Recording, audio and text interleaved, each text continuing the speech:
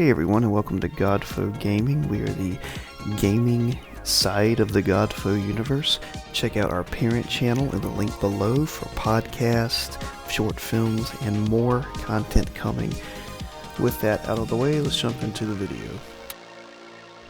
So I was looking at the Elven Council pre-con, trying to think of maybe an upgrade or a retooling of it, and I gotta tell you, I'm not really impressed with it.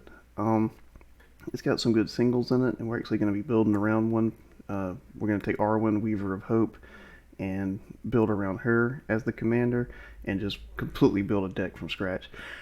I'm sure somebody, like maybe some pseudo-controlled guys, could build something around Galadriel, Elven Queen, but I don't know. I went through this whole list, and I wasn't impressed. I couldn't get inspired by it. So here's what I did. We're going to go with ARWEN, Weaver of Hope, because she actually sparked some inspiration in me, and I didn't see any other videos where anyone had built around her. So let's just jump into it. Each other creature you control enters the battlefield with a number of additional 1/1 counters on it equal to ARWEN, Weaver of Hope's toughness. Now that's not power, that's toughness. So where she starts as a 2/1, and she's a 3-drop, 1 colorless, 2 greens. But what's cool about that is if we buff her toughness, our creatures come in as heavy hitters, and that's really cool. Like, she is a real gem of a commander if you want to just buff things out and swing. So the quickest way to do that is with artifacts, of course. Black Blade Reforged. She gets 1/1 for each land you control, and then things like shields and slagworm armor that just boost toughness. Now that also makes her harder to kill from a combat stance, and it boosts her toughness, which means it boosts the +1s whenever our creatures come in. So the main thing with the creatures, I'm running a lot of them, 34 here, is you want things that benefit from getting +1 in multiple ways so that they can share +1s, or that they can grow their own +1s like this creature here, or that I think some of them actually some of them add mana for each +1/+1 counter on them. So her ability does multiple things for us instead of just one thing. But even if it did just do one thing, that's enough because it's really good. This is another build you could do. I mean, I put these in there because they work with this, but if you create tokens, they also get the buff. So you can drop things for cheap, like this, like Fungal Sprouting. Put X 1/1 green separating creature tokens into the battlefield where X is the greatest power among creatures you control. While playtesting this, it is very easy to get guys to like 15/15 or something ridiculous, before turn 7 or 8. And you can have 1 or 2 of those guys out, and you drop something like this, and now you've got X is the greatest power.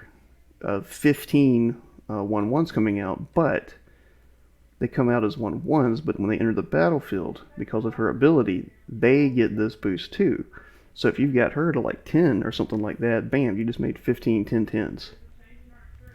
Or creatures like Ant Queen, you can just pop out literally insect creature tokens, and they come out as 1/1s, but when they're hitting the battlefield, they get her boost too.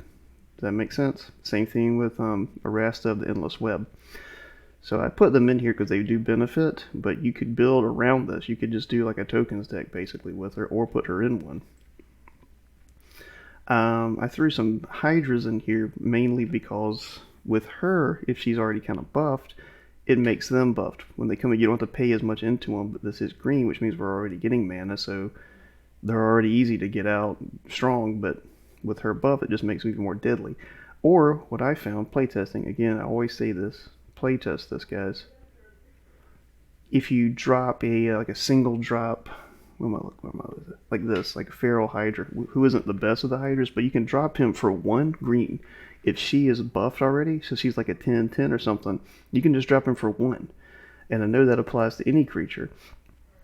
But the cool thing about Hydras is they usually come with other abilities like this. Hungering Hydra does, and there's Neverwinter Hydra, and a lot of them come with Trample already built into them, and that's a big thing. We want Trample because we're going tall with these guys, but we got to get them through. Intimidate is something else that helps you get through. The trample, as I already said. So we got some guys in here that already have trample or give each other trample like this. He gives everybody a +1/+1. And then we have sorceries and enchantments here. Yep, like Primal Rage that give trample. Raised by Giants, automatically you pop this out and you can get 6 mana really easily because we're playing green. You drop this out and ARWEN is a 10/10, which means all your guys that come out are getting 10 just automatically for coming out. Of course there's mana dorks in here, but what's cool is if you draw one late and she's out, that's a 1-drop, bam. It's like an 8/8 or something depending on how strong she is. But again, I will say play test it. Make sure you know what it's doing and what you guys want to do with it. Another possible win con in here, I got at least 2 that can do this. Spinebiter has Infect, and most importantly is you can have it assign combat damage as though it weren't blocked. Now you drop this thing out and ARWEN has 6 counters on her, or not even counters, but her toughness is 6. This thing is now or 7, I'm sorry. This thing's now like a 10/11, which means it swings once. Even if it's blocked, the damage goes through. That's 10 poison counters. You just killed that guy, or you just won the game. I know I got a card in here. That's why I left a Triumph of the Hordes in there, even though it broke my budget a little bit. But it gives all of your creatures +1/+1, and they gain trample and infect. And since you're going high with these guys, you won't trample and you won't infect, because that's a game ender right there. So it never hurts to have more than one win con.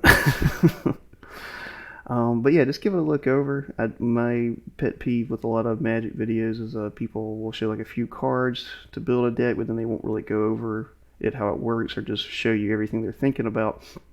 So I encourage you to just look over this yourselves and play test it. The